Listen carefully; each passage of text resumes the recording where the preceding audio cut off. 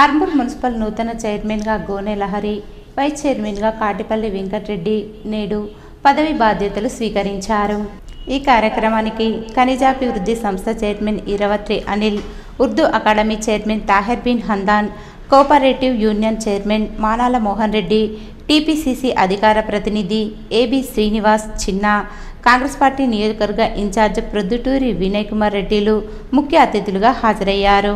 ఈ సందర్భంగా చైర్మన్ ఛాంబర్లో ప్రత్యేక పూజలు నిర్వహించి చైర్మన్గా పదవి బాధ్యతలు స్వీకరించారు. అనంతరం ముఖ్య అతిథులు, అధికారులు, నాయకులు వారిని ఘనంగా సన్మానించి శుభాకాంక్షలు తెలిపారు. ఈ కార్యక్రమంలో AMC chairman Saibaba Goud, Congress party నాయకులు, కౌన్సిలర్లు, మున్సిపల్ అధికారులు, సిబ్బంది తదితరులు ఉన్నారు.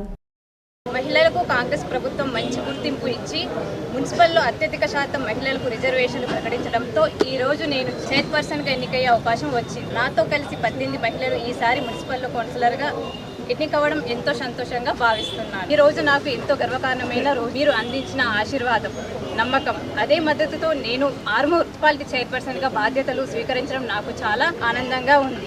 నా లక్ష్యం మన ఆర్మూర్ పట్టణ అభివృద్ధి, పట్టణాన్ని ఒక ఆదర్శవంతమైన మున్సిపాలిటీగా తీర్చిదిద్దడమే నా మొదటి ప్రాధాన్యత. పరిశుభ్రత, మంచినీటి సరఫరా, మెరుగైన రోడ్లు మరియు డ్రైనేజీ వ్యవస్థ వంటి కనీస సౌకర్యాల విషయంలో రాజీ పడకుండా పనిచేస్తాం.